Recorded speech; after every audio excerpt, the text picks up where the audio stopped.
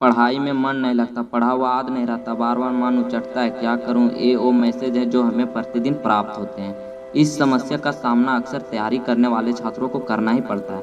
आज हम इस समस्या को समझने का प्रयास करते हैं और आशा है बहुत हद तक आपकी समस्या का समाधान आपको मिल जाएगा। तो सबसे पहले उन कारणों को देखते हैं जिनकी वजह से अक्सर पढ़ाई में मन नहीं लगता। सबसे पहला है फोकस की कमी। अक्सर हम जो पढ़ रहे होते हैं उस पर हम ठीक से फोकस नहीं करते। मतलब कि जब हम गणित पढ़ रहे होते हैं तो मन में अंग्रेजी चल रही होती है और अंग्रेजी के समय गणित। ध्यान रखें कि एक समय में सिर्फ एक जगह ही मन लगाएंगे तो 100% रिजल्ट मिलेगा। आपको पता है ना, यदि सूर्य की किरणों को भी यदि हम लेंस के फोकस करें तो कागज जलने लगता है। ये है फोकस का महत्व। तो आगे से जो भी पढ़े पूरा ध्यान वहीं रखें, 100% ध्यान तो 100% रिजल्ट भी मिलेगा आपको। और दूसरा है विषय पर पकड़ ना होना। ध्यान दीजिए, यदि किसी विषय में हमारी पकड़ कमजोर हो, हमारा मन उस विषय में को पढ़ने में नहीं लगता, हम उस विषय को पढ़ना चाहते हैं जिसमें हमारी पकड़ हो। क्योंकि जिसमें पकड़ होती है वो हमें अच्छे से समझ आता है। जैसे कि किसी को सिर्फ मैथ पढ़ने में मज़ा आता है तो किसी को इतिहास पढ़ना बहुत पसंद है। उसे पढ़ने में ना उन्हें समय का पता चलता है ना ही मन उचटता है।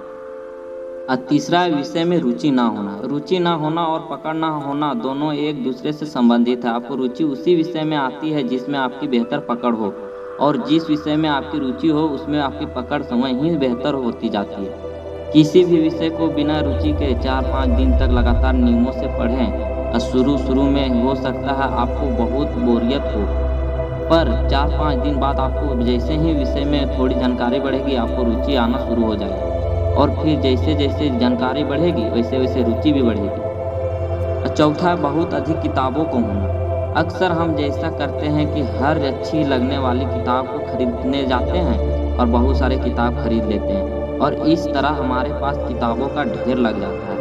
माना कि किताबें सबसे अच्छी मित्र होती है, परंतु मत भूलिए अधिक मित्र और अधिक किताबें आपके दुश्मन भी बन सकते हैं। आखिर कैसे? जब आपके बहुत ज़्यादा मित्र होते हैं तो कोई भी एक आपके काम नहीं आता, क्योंकि सब सोचते हैं उसके लिए तो बहुत सारे दोस्त हैं, कोई भी आ जाएगा और कोई भी नहीं आता। इसी प्रकार जब हम पढ़ने बैठते हैं तो हम ठीक से ये निश्चित नहीं कर पाते कि कौन सी किताब पढ़ना है और कौन सी किताब नहीं पढ़ना, और कभी किसी से पढ़ने लगते हैं तो कभी बीच से ही दूसरी किताब उठाने का मन करता है और एक भी किताब ठीक से नहीं पढ़ पाते। इससे बचने के लिए आप एक बार में आप निश्चित किताबें चुन लें तथा बाकी किताबों को उठाकर रख दें। फिर उन्हीं किताबों को पढ़ें तथा दूसरी किताबों के बारे में तब ही सोचें जब पहली वाली पूरी हो जाए। अब पाँचवा है पढ़ाई का कोई निश्चित क्रम या टाइम टेबल का ना हो।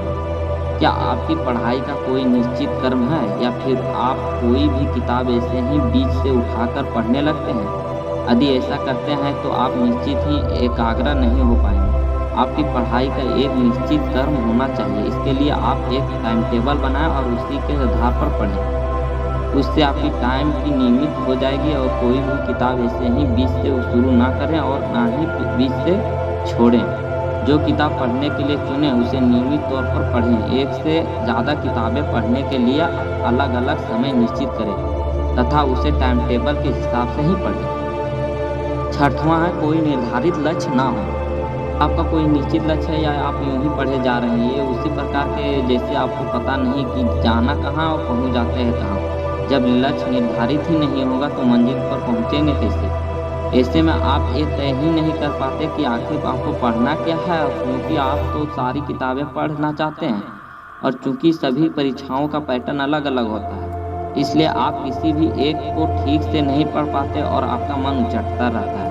कभी ए एग्ज़ाम आया तो ए पढ़ ली और ओ आया तो ओ पढ़ ली।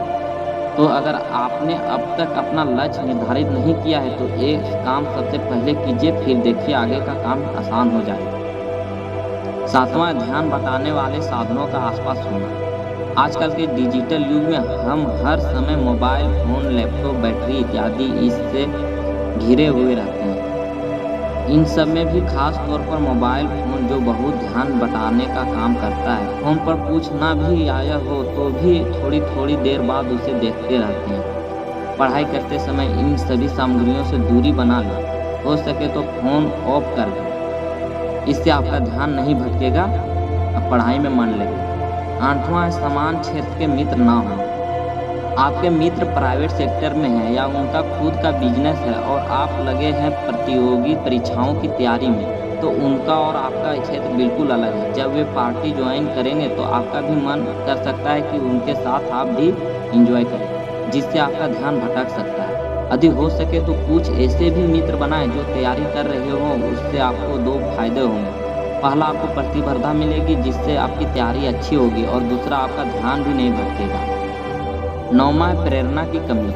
प्रेरणा आपको सफलता के लिए नई ऊर्जा प्रदान करती है। कभी कभी बिना किसी प्रेरणा की तैयारी करते हुए आपको नकारात्मक सोच आ सकती है जो आपकी तैयारी को प्रभावित कर सकती है। ऐसे में कोई सकारात्मक प्रेरणा आपको नई ऊर्जा प्रदान कर सकती है। सफल व्यक्तियों से प्रेरणा ले, हो सके तो उनसे मिले, सफल लोगों के इंटरव्यू पढ़ें, ये आपको फिर से जोश से भर देगा। 10वां है किसी और क्षेत्र में रुचि होना। क्या आपकी किसी और क्षेत्र जैसे कला, विज्ञान या और किसी एक क्रिएटिव क्षेत्र में रुचि है? यदि हाँ, तो फिर चढ़ते वक्त आपको उसी का ख्याल आता होगा या फिर उससे संबंधित विचार आते हों। वैसे इनमें कुछ खराबी नहीं है। अगर आप क्रिएटिव हैं, जो कि सभी लोग नहीं होते, तो हो सकता है भविष्य में आप और भी बहुत कुछ अच्छा करें, परंतु अभी वरीयता आपकी तैयारी है। अपनी रुचि को अपनी पढ़ाई से जोड़ दीजिए। अपनी रचनात्मक को अपने पढ़ाई के विषयों पर अप्लाई कर दीजिए। जैसे नए प्रकार के नोट्स बनाइए। यदि कला में रुचि है तो चित्र बनाकर याद रख लीजिए। यदि लेखन का शौक है तो जो विषय पढ़ने हैं उन पर लिखिए, कहानी बना दीजिए। यदि कंप्यूटर में रुचि है तो ऐप बना दीजिए, ई बुक बना दीजिए। इससे आपकी पढ़ाई भी हो जाएगी और आपका शौक भी पूरी हो जाएगी। तो आज का वीडियो कैसा लगा? इस वीडियो को लाइक भी कीजिएगा और सब्सक्राइब भी कर लीजिएगा। ऐसे ऐसे ही वीडियो लाते रहेंगे और ये इस मोटिवेशनल चैनल को जरूर सब्सक्राइब कर लीजिएगा और शेयर भी कर दीजिएगा।